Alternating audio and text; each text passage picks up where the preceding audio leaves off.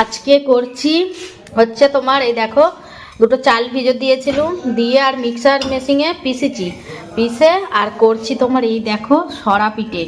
আমরা আজকে পিঠে বলি, তোমরা কে কি বলো জানি না, আমরা কিন্তু আজকে পিঠেই বলি। আর এই দেখো করে করে ডিশে রাখছি, একটু মানে টেনে গেলে তারপরে হটপটে রেখেছি, কেন নরম থাকবে বলে।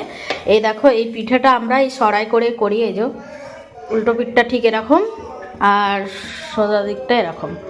তো এই পিঠে আমরা খাবো খেজুরের গুড় দিয়ে, ভীষণ ভালো লাগে খেতে।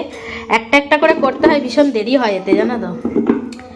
আর আমি এখন ইউটিউবেতে দেখছি সবাই মানে সরা পিঠেই করছে, মানে ওতে 7টা না কটা খাপ আছে, সেই খাপের মধ্যে করছে একেবারে মানে 6টা 7টা করে হয়ে যাচ্ছে।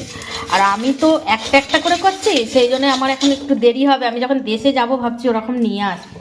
এই দেখো একটা হয়ে গেল। তারপরে এই যে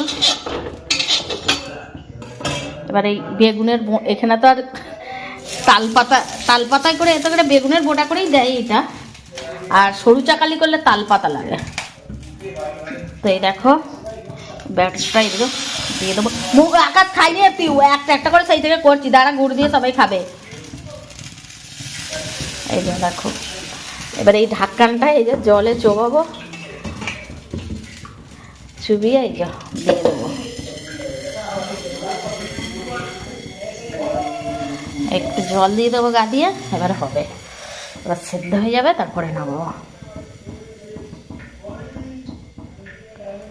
দেখো এটা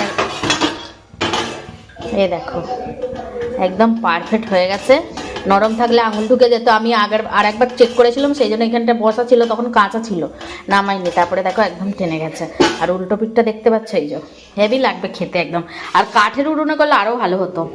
তো চলো পিঠেগুলো করে নিই, তারপরে খাবো।